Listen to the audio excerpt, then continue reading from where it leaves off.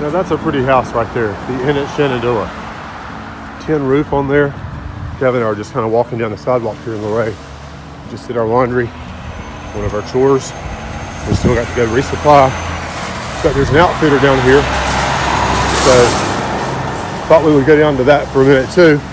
But the houses along this street are just really neat. Really cool place. I wonder if, I'm guessing that they do a tourist business here. But I don't know for sure. But we're also kind of scoping out somewhere maybe that we could eat for supper tonight. That sign right there says eat, so maybe we can eat there. I don't know. Not sure what place this is.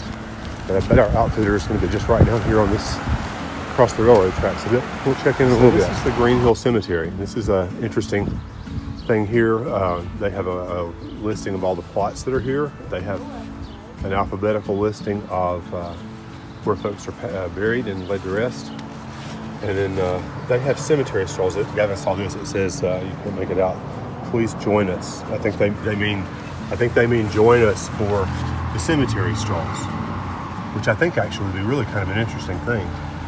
I don't know whether they just tell you about folks that are laid to rest here and interred, or what exactly. But, U.S. Army World War I. Yeah, there's a marker from a fellow who passed during World War I. Actually, he didn't pass during the war. He lived until well after. He passed away in 1986.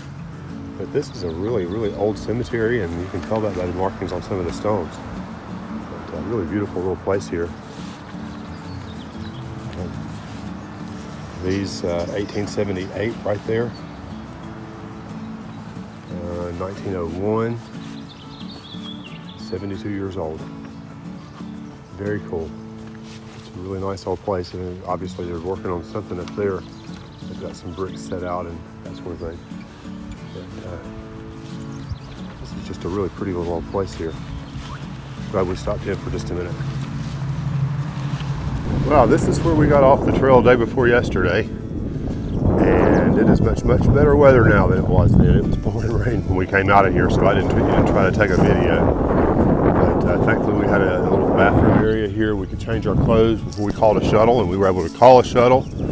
Got into town for a little bit, and it was all good.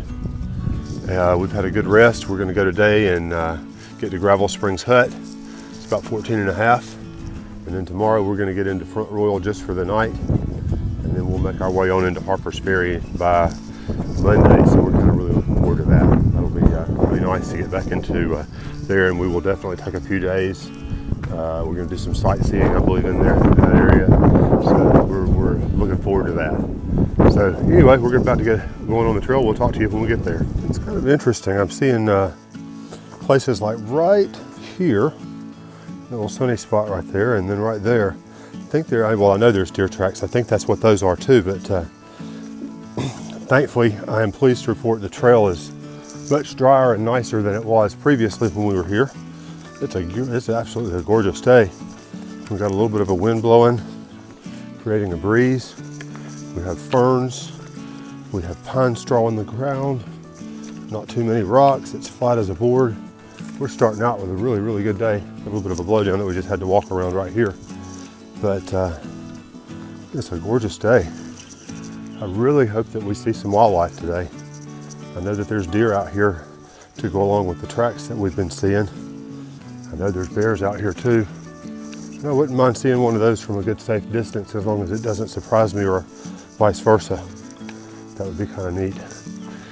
And I hope it's, if we get a chance to see one, I'd love for it to be in an open area, kind of like we're in right now. Whoa, now that is a bear print right there. That is a bear paw footprint. I'm going to stop and take a picture of that.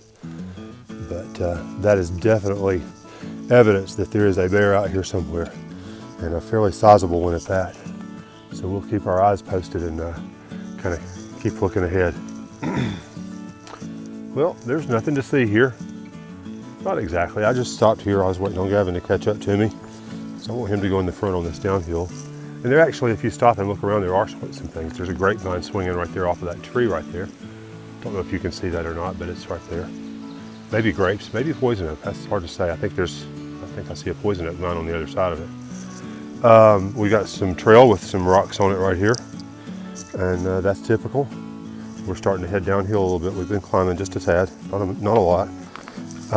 We've got rocks off on the side of the trail, like that one is probably 4 feet across, and several big boulders up the hill here. And it sort of makes me stop and wonder when I get to a place like this about the formation of the Appalachian Mountains, because it's my understanding that in the time of Pangea, where all the continents were all hooked in together, Africa drifted off, and there was some other colliding and this, that, and the other, and the Appalachian Mountains got pushed up in the Luray, or the morass, or whatever you call it. And I can just sort of imagine these mountains and these rocks just being shoved up in the air as things were moving around over time. And I kind of wonder where all these little rocks came from. I guess they're just pieces that have broken off and the soil has been washed away. But it just gives you a pause to stop and think about, well, where did all this come from? I know that God had a hand in it, but it's just really an interesting place to stop and just reflect for a few moments, which is what I've been doing. So anyway, on up the trail. We'll talk to you soon. Interesting, hang on before I go. Right there, that little tree right there is kind of falling over and gnarled over. I don't know if you can see that very well or not. I don't know. Probably a water supply down there, I don't know. Be my guess, or a side trail. I don't know what it leads to. Okay. All right, so anyway, I just realized I've been lax about videoing today. I've not taken very many, and I completely and totally missed taking a video at Elk Wallow Wayside. That was our last wayside in the Shenandoah National Park. And this one had a grill, so we all had food there. I don't know, bud. No, not us. We meaning Gavin and me and several other hikers that were there, all had good food. The cheeseburger was awesome. It was a little expensive, but you don't very often get cheeseburgers in the woods, so they can set the price. We ran back into Snickers. We've not seen him since the day coming out of Pearisburg. We stayed for a day or two there at Angel's Rest and met him. We also saw him at Boots Off Hostel before that.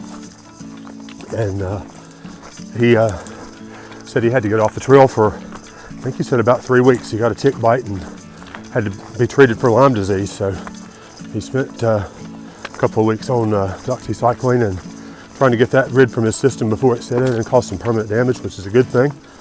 And it's good to see him again. We're going to be heading to the same shelter tonight, so we'll do some catching up there. We met a couple of folks at the laundromat yesterday, and I don't remember Tank Top and the dog. What's that, Tug? And yeah, Tug and Raisin. Raisin is their dog. Gavin's pretty excited about camping with the dog tonight, I think. Yeah, he loves dogs. So anyway, there's quite a number of us. The Riddler that we came out with this morning from the hotel, he hiked on out in front of us today. But we met back up with him, and then he's headed on to the shelter as well. So we'll see quite a few folks that we know or have met recently or have known for a while there at the shelter tonight. And that's one of the neat things about the AT is, you keep running into people that you met weeks or even months ago. And I think that's just really phenomenal. So we're going to keep on going up the trail. We'll have a few views this afternoon as we get done with our climbing. So I'll share those with you when we get there. Well, we're walking up Skyline Drive just a little ways to, what was this place? Rattlesnake Point? Rattlesnake Point Overlook. Gavin's going up the wall. I'm not so convinced of my dexterity. I'm not going up the wall. But I think we'll see some views up here, and that'll be kind of cool. And we'll just back down and get on the trail again. So in just a minute we'll know whether this was worth our uphill trip or not. Looks like it might be worth it.